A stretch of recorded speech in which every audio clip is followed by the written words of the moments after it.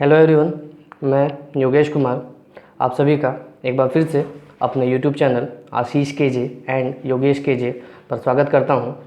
आशा करता हूं कि पिछला वीडियो आप लोगों के लिए बहुत ही लाभदायक रहा होगा। आप लोग इसी प्रकार हमारा प्रोत्साहन बढ़ाते रहें, हमें प्रोत्साहित करते रहें और हमारे दोनों चैनल्स को लाइक, शेयर और सब्सक्राइब करें ताकि अधिक से अधिक विद्यार्थियों तक इसका लाभ पहुँच सके। पिछली बार जो मैंने पढ़ाया था वो इलेक्ट्रिसिटी का पार्ट 1 था, उसमें मैंने विद्युत धारा के बारे में बताया था। ये वीडियो इलेक्ट्रिसिटी पार्ट 2 है, विद्युत धारा चैप्टर का पार्ट 2 है, जिस वीडियो में हम लोग आगे के बिंदुओं का विश्लेषण करेंगे, आगे के बिंदुओं को जानेंगे जो मैंने कंटेंट में बताया। तो हमारा जो अगला बिंदु है वो है आवेश। तो आवेश के बारे में हम लोग जान लेते हैं। आवेश क्या है, इसकी परिभाषा को देख लेते हैं पहले कि आवेश किसी पदार्थ का वह गुण है जिसके कारण उसमें विद्युत तथा चुंबक के प्रभाव उत्पन्न होते हैं। आवेश या विद्युत आवेश कहलाता है। ये जो है आवेश की एक बहुत ही अच्छी परिभाषा है जिसे आप लोग किसी भी परीक्षा में प्रयोग कर सकते हैं। तो आवेश को Q से सूचित किया जाता है। जनरली सामान्यतः इसका जो निरूपण है वो Q द्वारा किया जाता है। इससे संबंधित एक सूत्र भी है जो आप लोगों के पाठ्य पुस्तक में इससे संबंधित एक न्यूमेरिकल भी है, जिस सूत्र को मैं यहाँ लिख चुका हूँ, आप लोगों को समझा देता हूँ। ये सूत्र जो है वो है Q = NE, जहाँ N और E क्या है इसका विश्लेषण मैंने नीचे किया है। जहाँ N जो है पदार्थ में, किसी भी पदार्थ में इलेक्ट्रॉनों की संख्या है और E जो है इलेक्ट्रॉन पर आवेश है। तो इलेक्ट्रॉन पर आवेश कितना होता है वो भी मैंने ब्रैकेट में लिख दिया है। ये आपके लिए एक महत्वपूर्ण ऑब्जेक्टिव हो सकता है, MCQ हो सकता है, इसको आप लोग नोट कर लें अच्छी तरह से। तो एक इलेक्ट्रॉन पर जो आवेश होता है वो होता है 1.6 × 10⁻⁻19 कूलम। आवेश का जैसा ही मात्रक होता है वो क्या होता है, कूलम होता है। इसलिए इस चीज़ को आप लोग नोट कर लें। अब अगर आवेश के प्रकार की बात की जाए तो आवेश सामान्यतः 2 प्रकार के होते हैं। पहला है धन आवेश जिसे पॉजिटिव चार्ज कहते हैं अंग्रेजी में, और दूसरा है ऋण आवेश जिसे नेगेटिव चार्ज कहते हैं अंग्रेजी में। ठीक है, तो आवेश सभी पदार्थों में उत्पन्न होता है, लेकिन आप लोगों ने बहुत बार ये सुना होगा, बहुत बार ये पढ़ा होगा कि परमाणु जो है विद्युततः उदासीन होता है। परमाणु विद्युततः उदासीन होता है। इसका क्या तात्पर्य है मैं ज़रा सा वर्णन कर देता हूँ आप लोगों के लिए। कि हम जानते हैं कि पदार्थ के परमाणुओं की रचना 3 मौलिक कणों से होती है। इस चीज़ को आप लोग कक्षा 9 में जान चुके हैं, रसायन विज्ञान में, केमिस्ट्री में आप लोग परिचित हैं इस चीज़ से। किन 3 कणों से इसका निर्माण होता है? पहला है इलेक्ट्रॉन जो ऋण आवेश युक्त होता है, दूसरा है प्रोटॉन जो धन आवेश युक्त होता है, और तीसरा है न्यूट्रॉन जो आवेशहीन होता है, इसमें कोई आवेश नहीं होता। तो प्रोटॉन और न्यूट्रॉन जो है वो परमाणु के केंद्रीय भाग में रहते हैं जिसे नाभिक कहा जाता है, अंग्रेजी में से न्यूक्लियस कहते हैं। तो नाभिक के इर्द गिर्द, नाभिक के चारों ओर कुछ निश्चित कक्षाओं में इलेक्ट्रॉन घूमते रहते हैं। इलेक्ट्रॉन पर जितने परिमाण का ऋण आवेश रहता है उतने ही परिमाण का धन आवेश प्रोटॉन पर रहता है।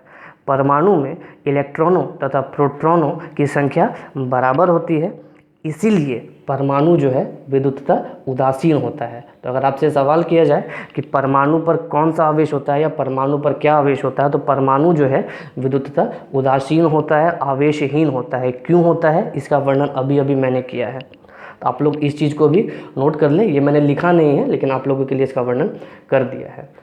तो अगर आवेश के आधार पर पदार्थ की बात की जाए तो पदार्थ 2 प्रकार के होते हैं। एक होते हैं धन आवेशित पदार्थ और दूसरे होते हैं ऋण आवेशित पदार्थ। धन आवेशित पदार्थ जो है वो इलेक्ट्रॉन को खोकर बनते हैं, यानी कि इलेक्ट्रॉनों को खोकर कोई पदार्थ धनावेशित हो जाता है या धनावेशित कहलाता है, और इलेक्ट्रॉनों को प्राप्त करने वाला पदार्थ ऋणावेशित हो जाता है यानी ऋणावेशित कहलाता है। ऋणावेशित हो जाता है यानी कि ऋणावेशित कहलाता है। तो कभी कभी जो है प्रकृति में ये आवेश का संतुलन बिगड़ जाता है। इसका मैं आपको एक उदाहरण प्रस्तुत कर देता हूँ।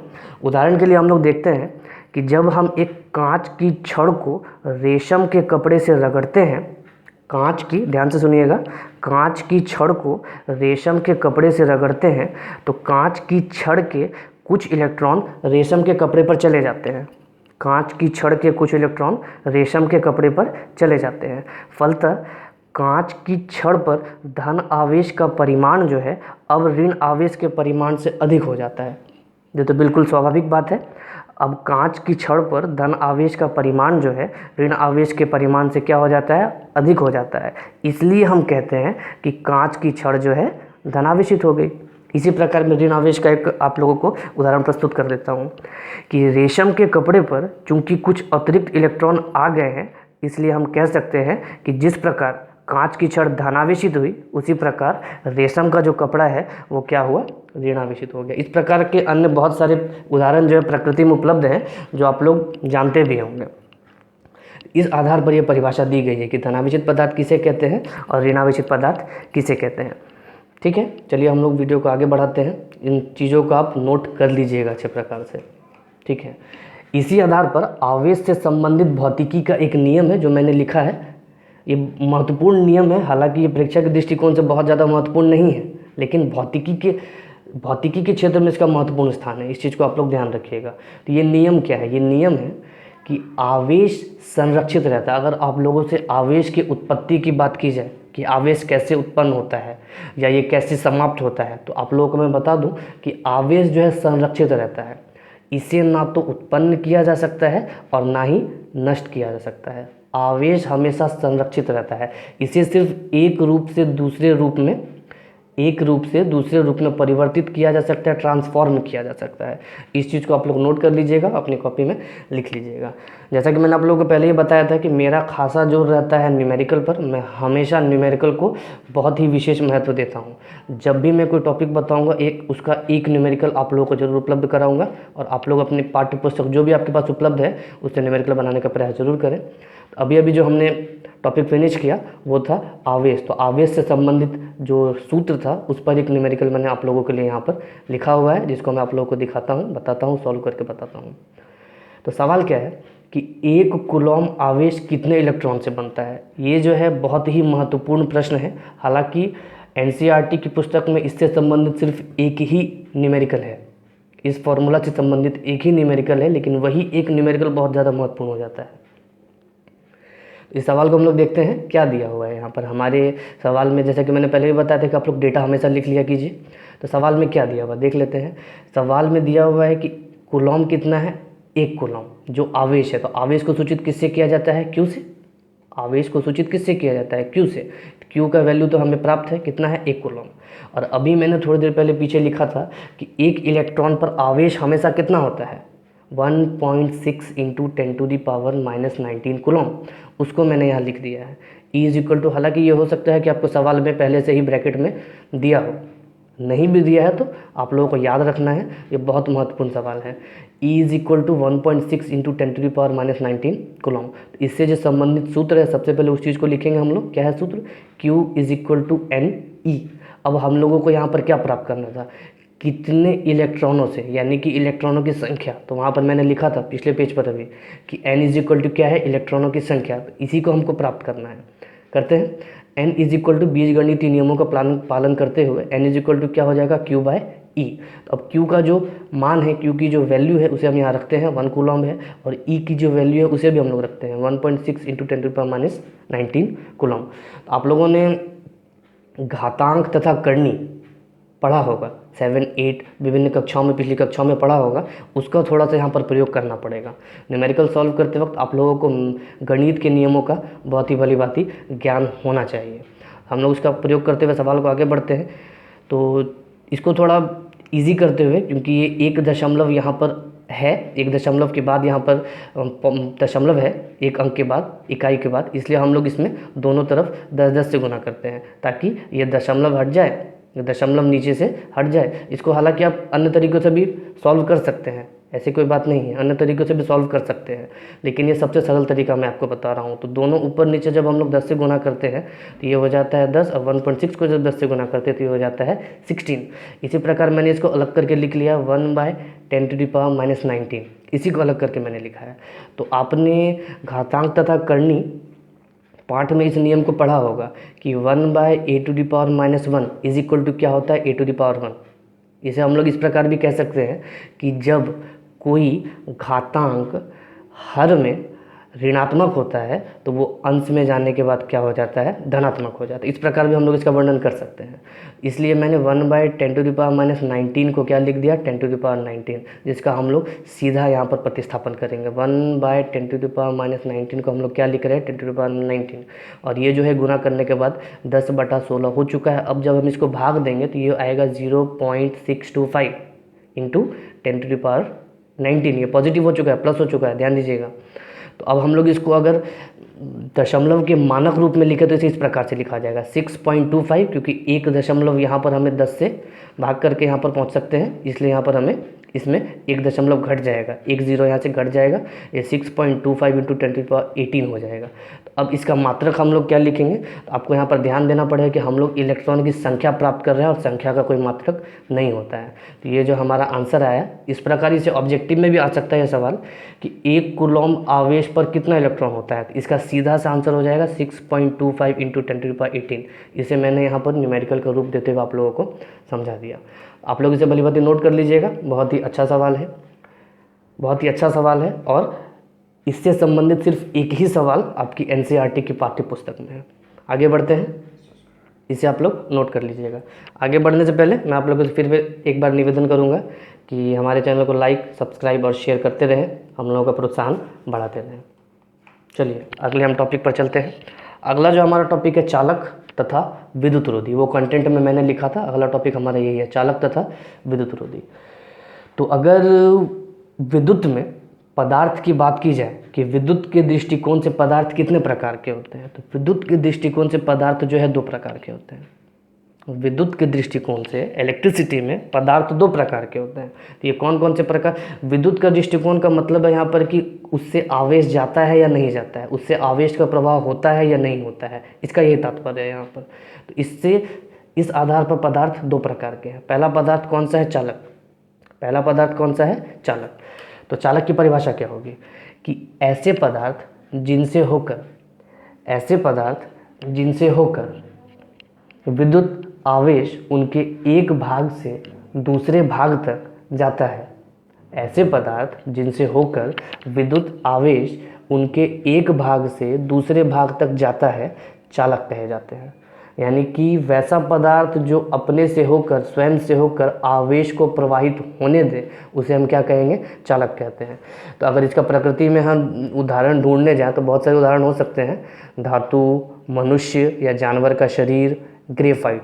इस ग्रेफाइट को मैंने अंडरलाइन इसलिए करके रखा हुआ है क्योंकि यहाँ पर मैंने पहला एग्जाम्पल दिया धातु, कि धातु को सामान्यतः विद्युत का सुचालक या चालक माना जाता है, आवेश को यह आसानी से प्रवाहित होने देता है, और ऐसा माना जाता है कि अधातु ये कार्य नहीं कर सकते, अधातु को विद्युत रोधी की श्रेणी में रखा जाता है। लेकिन ग्रेफाइट ही एकमात्र ऐसी अधातु है, ऐसा अधातु है जो चालक है, विद्युत का चालक है। वो विद्युत आवेश का प्रवाह एक सिरे से दूसरे सिरे तक होने देता है। तो ये आपका एक महत्वपूर्ण ऑब्जेक्टिव बन सकता है, इसलिए मैंने इसे यहाँ पर अंडरलाइन करके रखा हुआ है। तो आप लोग इस चीज़ को नोट कर लीजिएगा। अगला जो है विद्युत रोधी, पहला क्या था, चालक, अगला है विद्युत रोधी। तो ऐसे पदार्थ जिनसे होकर विद्युत आवेश एक भाग से दूसरे भाग तक नहीं आता, ठीक पिछले वाली परिभाषा का उल्टा, बिल्कुल अपोजिट। इसमें होता है, ये जाने देता है, और ये नहीं जाने देता है, आवेश को एक भाग से दूसरे भाग तक नहीं जाने देता है। तो वो स्पष्टता क्या कहलाएगा, विद्युत रोधी कहलाएगा। क्यों, क्योंकि वो विद्युत का रोधन करता है, उसको रोकता है, इसलिए ये विद्युत रोधी कहा जाता है। इसका भी अनेक उदाहरण हो सकते हैं, जैसे यहाँ पर भी लिखा हुआ है मैंने, कांच, मोम, रबड़, शुद्ध जल। ध्यान दीजिएगा, शुद्ध जल पर भी आप लोग सोचते हैं कि जल जो है विद्युत का चालक है, लेकिन वो अशुद्ध जल है। ये क्या है, शुद्ध जल है। तो शुद्ध जल जो है विद्युत का रोधन करता है, ये विद्युत रोधी की श्रेणी में आता है। सूखी हवा इत्यादि ये सब क्या है, विद्युत रोधी है। इन दोनों को भी आप लोग नोट कर लीजिएगा। हम लोग आगे बढ़ते हैं। अगला हमारा टॉपिक है विद्युत विभव। हमारा अगला टॉपिक क्या है, विद्युत विभव। तो विद्युत विभव है क्या, विद्युत विभव क्या होता है, विद्युत विभव की परिभाषा किस प्रकार दी जा सकती है, इसे यहाँ पर हम लोग देखते हैं कि किसी बिंदु पर विद्युत विभव कार्य का वह परिमाण है, किसी बिंदु पर विद्युत विभव कार्य का वह परिमाण है जो प्रति एकांक, यानी कि एक आवेश को, इकाई आवेश को, प्रति एकांक आवेश को अनंत से उस बिंदु तक लाने में किया जाता है। अनंत से, ध्यान दीजिएगा शब्द पर, क्योंकि इसके बाद जो विभवांतर अगला हमारा टॉपिक होगा वहाँ पर ये शब्द उपलब्ध नहीं रहेगा। उन दोनों परिभाषाओं में सिर्फ इसी चीज़ का अंतर है, इसलिए ध्यान दीजिएगा। किसी बिंदु पर विद्युत विभव कार्य का वह परिमाण है जो प्रति एकांक आवेश को अनंत से उस बिंदु तक लाने में किया जाता है। ठीक है, तो विद्युत विभव को सामान्यतः V द्वारा सूचित किया जाता है, इस चीज़ को भी आप लोग ध्यान रखिएगा। और विभवांतर को भी V द्वारा ही सूचित किया जाता है, लेकिन वहाँ दो बिंदु उपलब्ध होंगे तो उसको हम लोग इसका अंतर उससे कर लेंगे। तो इसे मैंने एक चित्र द्वारा भी दर्शाने का प्रयास किया है आप लोगों के लिए कि ये है बिंदु P बिंदु P, और ये है आवेश Q, जिसे इस क्षेत्र तक लाने का प्रयास किया जा रहा है। तो इसमें कार्य जो होगा वो इससे संबंधित होगा। तो यदि इसको अगर हम लोग गणितीय रूप में लिखने का प्रयास करें तो किस प्रकार लिखेंगे, इसका सूत्र किस प्रकार प्रतिस्थापित करेंगे। देखिए कि मान लिया यदि आवेश Q है, जो यहाँ पर दर्शाया गया है, आवेश Q को अनंत से, ये क्षेत्र जो है अनंत है, अनंत से किसी बिंदु P तक लाने में किया गया कार्य, P यहाँ पर दर्शाया गया है, P तक लाने में किया गया कार्य W है। कार्य वर्क W, इसलिए इसको W से सूचित किया जाता है कार्य को। कार्य W हो तो उस बिंदु पर जो विद्युत विभव उत्पन्न होगा, जो यहाँ पर P है, बिंदु क्या है, P है, उस पर जो विद्युत विभव उत्पन्न होगा जिसे V से सूचित किया जाता है वो क्या होगा। उसके लिए जो सूत्र है वो क्या है, V is equal to W by Q, V is equal to W by Q। ध्यान दीजिएगा इस चीज़ पर, आगे आने वाली वीडियोस में या इसी वीडियो में आपको इसका न्यूमेरिकल उपलब्ध कराया जाएगा। ये सूत्र भी बहुत महत्वपूर्ण है। क्यों महत्वपूर्ण है, क्योंकि इसी की सहायता से हम लोग W का भी फॉर्मूला निकाल सकते हैं, यानी कि कार्य कैसे ज्ञात किया जाए। जब V और Q हमारे सवाल में उपस्थित होगा तो कैसे निकाल सकते हैं कार्य को, उसका भी यहाँ पर सूत्र आप लोगों को उपलब्ध किया जा रहा है। तो W इज इक्वल टू क्या हो जाएगा, VQ, यानी कि V गुना Q। बीजगणितीय नियमों का पालन करते हुए हम लोग W ज्ञात कर सकते हैं। W इज इक्वल टू क्या हो जाएगा, VQ। तो अब अगर विद्युत विभव के SI मात्रक की बात की जाए, हर फिजिकल क्वांटिटी का कोई ना कोई SI मात्रक होता है, उसी प्रकार विद्युत विभव का SI मात्रक क्या होगा, तो उसको ज्ञात करने के लिए हम लोग सूत्र से ही शुरुआत करते हैं। V is equal to W by Q, अभी हमने सूत्र देखा था। तो अब अगर हम लोग V का SI मात्रक प्राप्त करना चाहें तो हमें W और Q दोनों का SI मात्रक चाहिए होगा, वही हम लिख रहे हैं कि W का SI मात्रक बटा Q का SI मात्रक। तो W का जो SI मात्रक क्या होता है, जूल होता है। इस चीज़ से भी आप लोग परिचित हैं, कक्षा 9 में आ चुका है। W का SI मात्रक हमेशा क्या होता है, जूल होता है। कार्य का SI मात्रक जूल होता है। Q जो कि आवेश है, उसका SI मात्रक क्या होता है, कूलॉम होता है। इसलिए V यानी कि विद्युत विभव का SI मात्रक क्या हो जाएगा, जूल प्रति कूलॉम, यानी कि जूल बटा कूलॉम। और अब आप लोग जो जानते हैं, अगर किसी विद्यार्थी को ये मालूम हो तो वो कहेंगे कि विद्युत विभव का SI मात्रक तो वोल्ट होता है। तो इस बात को मैं आप लोगों को बता देता हूँ कि इस जूल प्रति कूलॉम को ही वोल्ट कहा जाता है। ठीक है, जूल प्रति कूलॉम को ही वोल्ट कहा जाता है। इसलिए हम लोग इसे इस प्रकार भी लिख सकते हैं कि 1 volt is equal to 1 joule बटा 1 कूलॉम। तो 1V is equal to 1 joule प्रति कूलॉम, है ना। तो ये वोल्ट, इसी आधार पर हम लोग 1 वोल्ट की परिभाषा भी लेते हैं कि 1 वोल्ट विद्युत विभव किसे कहते हैं, या 1 वोल्ट विद्युत विभव की परिभाषा क्या होगी, इसी आधार पर लेते हैं। तो ये आपके लिए एक ऑब्जेक्टिव का प्रश्न भी बन सकता है, जैसा कि मैंने एम्पियर में ही बताया था, है ना। 1 volt is equal to 1 joule प्रति कूलॉम, इस चीज़ को आप लोग ध्यान रखेंगे। तो 1 वोल्ट की हम लोग परिभाषा लेने का प्रयास करते हैं, क्या हो सकता है इसका। तो 1 वोल्ट इज इक्वल टू क्या होगा, यदि 1 कूलॉम धन आवेश को, इसी आधार पर जो पिछले हमने परिभाषा लिया है विद्युत विभव का, उसी आधार पर यह है कि यदि 1 कूलॉम धन आवेश को अनंत से किसी बिंदु तक लाने में 1 जूल का कार्य संपन्न हो, यहाँ पर हर जगह एक ही है क्योंकि हम लोग 1 वोल्ट की परिभाषा ले रहे हैं, है ना। 1 जूल कार्य संपन्न हो तो उस बिंदु पर विद्युत विभव जो होगा वो क्या कहलाएगा, 1 वोल्ट कहलाएगा। बिल्कुल विद्युत विभव की परिभाषा पर आधारित है, बस आप लोगों को यहाँ पर थोड़ा सा ध्यान रखना है। ठीक है, तो इसको आप लोग नोट कर लीजिएगा।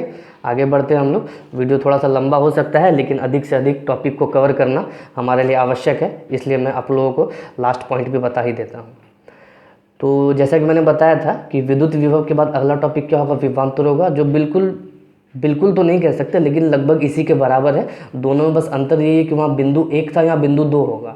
ठीक है, चलिए देखते हैं। जैसे विभवांतर किसे कहते हैं, कि किन्हीं दो बिंदुओं के बीच, ध्यान दीजिएगा, किन्हीं दो बिंदु, यहाँ अनंत नहीं रहेगा, इन्हीं दो बिंदुओं के बीच विभवांतर की माप जो है उस कार्य से होगी जो प्रति एकांक आवेश को, आवेश एकांक ही रहेगा, प्रति एकांक आवेश को एक बिंदु से दूसरे बिंदु तक लाने में किया जाता है। यहाँ जो कार्य होगा वो एक बिंदु से दूसरे बिंदु तक होगा।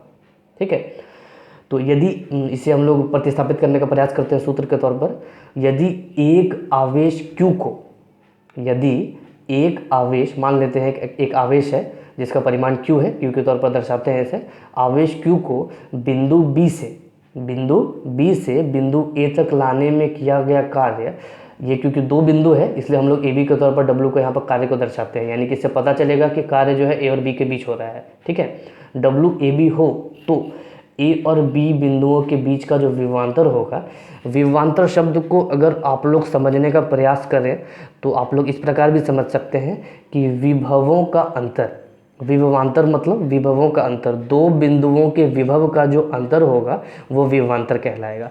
इसलिए हम लोग विभवांतर को VAB से दर्शाते हैं। अब विभव को सिर्फ V से दर्शाया गया था, इसे VAB से दर्शाते हैं। तो पहले बिंदु का जो विभवांतर होगा और दूसरे बिंदु का जो विभवांतर होगा वही विभवांतर कहलाएगा, दोनों का अंतर, इसलिए VA - VB लिखते हैं। इसका जो सूत्र हो जाएगा वो WAB/Q। इन तीनों सूत्र को आप लोग एक साथ कभी कभी प्रयोग आप लोगों को करना पड़ सकता है। तो विभवांतर के ऐसे मात्रक की अगर बात की जाए तो विभव और विभवांतर का लगभग सब कुछ समान ही होता है। तो विभवांतर का जैसा ही मात्रक होता है वो वोल्ट ही होता है। ठीक है, और दोनों पर आधारित जो न्यूमेरिकल होते हैं वो भी लगभग समान ही होते हैं, बस उसमें दो बिंदु है इसमें और उसमें एक बिंदु होगा। चलिए हम लोग एक न्यूमेरिकल लेने का प्रयास करते हैं। तो न्यूमेरिकल जो होगा देखते हैं कि 10 कूलम्ब आवेश को 15 वोल्ट वाले बिंदु B से 135 वोल्ट विभव वाले बिंदु A तक लाने में कितना कार्य करना पड़ेगा। हर बार की तरह पहले हम लोग डेटा तैयार कर लेते हैं। Q आवेश कितना दिया हुआ है 10 कूलम्ब, VA यानी कि बिंदु A पर का विभव, बिंदु A पर का विभव, बिंदु A पर का विभव कितना है 135 वोल्ट यानी कि 135 वोल्ट। बिंदु B पर का विभव कितना है जिसे VB से दर्शाया जाएगा वो कितना है 15 वोल्ट। हमें ज्ञात क्या करना है, कार्य कितना करना पड़ेगा किन दो बिंदुओं के बीच, AB के बीच, इसलिए हम लोग इसे WAB के तौर पर दर्शाएंगे। तो अभी भी हमने थोड़ी देर पहले सूत्र देखा था, ऊपर ही है कि VAB इज इक्वल टू क्या होगा, VAB यानी कि दो बिंदुओं के बीच का अंतर, विभवांतर क्या होगा, VA - VB को हम लोगों को घटाना पड़ेगा। तो जब हम दोनों को घटाते हैं 135 में से 15 तो हमें क्या प्राप्त होता है 120 वोल्ट। ये हमें क्या प्राप्त हुआ VAB यानी कि विभवांतर प्राप्त हुआ। हमें ज्ञात क्या करना है, कार्य, हमें ज्ञात करना है कार्य। उसी सूत्र का हम लोग प्रयोग करते हैं फिर से, VAB बराबर WAB/Q। हमें ज्ञात क्या करना है WAB। तो बीजगणितीय नियमों का पालन करते हुए WAB बराबर क्या हो जाएगा VAB गुना Q। तो VAB का वैल्यू अभी अभी हमने निकाला है, प्राप्त किया है 120 वोल्ट और Q कितना है 10 कूलम्ब। तो दोनों को जब हम लोग गुना करेंगे तो 1200 VC यानी कि वोल्ट कूलम्ब, और वोल्ट कूलम्ब को ही क्या कहा जाता है, जूल कहा जाता है। तो हमें प्राप्त हो गया कि कितना कार्य करना पड़ेगा, उन दोनों बिंदुओं के बीच 1200 जूल कार्य करना पड़ेगा। ठीक है, आप लोग इसे अच्छी प्रकार से नोट कर लीजिएगा। हर बार की तरह हम लोग आप लोगों को फिर से एक और होमवर्क का ही नाम दे दीजिए, इसे सवाल उपलब्ध करा रहे हैं। पिछला जो सवाल दिया था उसका आंसर भी यहाँ पर है। अगर आप लोगों को नहीं आंसर प्राप्त हुआ था, नहीं मिल पाया था, किसी प्रकार की परेशानी, तो इसको नोट कर लीजिएगा। मैं दूसरा सवाल दे रहा हूँ जिसको आप लोगों को आंसर कमेंट में बताना है। ठीक है, तो सवाल है इसी पर आधारित है, जो मैंने अभी न्यूमेरिकल बताया उसी पर आधारित है कि 12 वोल्ट विभवांतर के दो बिंदुओं के बीच 3 कूलम्ब आवेश को ले जाने में कितना कार्य करना पड़ेगा। फिर से कार्य निकालना है, देखिएगा। लेकिन ये सवाल थोड़ा सा सरल है। सरल इसलिए है कि पिछले सवाल में आपको विभवांतर प्राप्त करना पड़ा था, VAB का वैल्यू निकालना पड़ा था, और इस बार इस सवाल में उपलब्ध है। तो दो बिंदुओं A तथा B, यहाँ पर बिंदु हालांकि सवाल में नहीं दिया है लेकिन जनरली AB ही बिंदु को दिया जाता है, अलग भी हो सकता है। दो बिंदुओं A तथा B के बीच का जो विभवांतर जिसे VAB से दर्शाते हैं वो दिया गया है। कितना दिया गया 12 वोल्ट, और Q भी आप लोगों के पास उपलब्ध है, कितना है 3 कूलम्ब। तो उसी सूत्र का, उसी फॉर्मूला का प्रयोग करते हुए आप लोगों को दोनों बिंदुओं के बीच का कार्य बताना है, यानी कि WAB बताना है। तो आशा करता हूँ आप लोग इसे आराम से सॉल्व कर लेंगे, और सॉल्व करने के बाद आंसर जरूर कमेंट में बताइए। ठीक है, तो आज टॉपिक हम लोग यहीं तक रखते हैं, इस वीडियो को यहीं पर स्टॉप करते हैं। आगे जो है अगला टॉपिक जो कंटेंट में दिया गया है उसको कंटिन्यू किया जाएगा। आशा करता हूँ आप लोगों को वीडियो बहुत अच्छे से समझ आया होगा, सारा सवाल अच्छे से समझ में आया होगा। जो मैंने बताया, समझाया, सरल भाषा का प्रयोग करते हुए आप लोग भली भांति उसे समझे होंगे। अगर फिर भी किसी प्रकार की परेशानी होती तो कमेंट में लिख कर बताइए, हम लोग उसका निवारण, उसका समाधान करने का प्रयास अवश्य करेंगे। आप संपर्क भी कर सकते हैं, डिस्क्रिप्शन बॉक्स में आपको संपर्क कॉन्टैक्ट नंबर भी मिल जाएगा। एक बार फिर से मैं आप लोगों से निवेदन करूँगा कि वीडियो देखने के बाद उसे लाइक ज़रूर करें, कमेंट करें, शेयर करें और सब्सक्राइब करें। अधिक से अधिक सब्सक्राइब करें। जितना ज़्यादा सब्सक्राइब होगा हम लोगों को प्रोत्साहन मिलता रहेगा और हम लोग अधिक से अधिक ऐसी वीडियोज़ आप लोगों के लिए बनाते रहेंगे। धन्यवाद।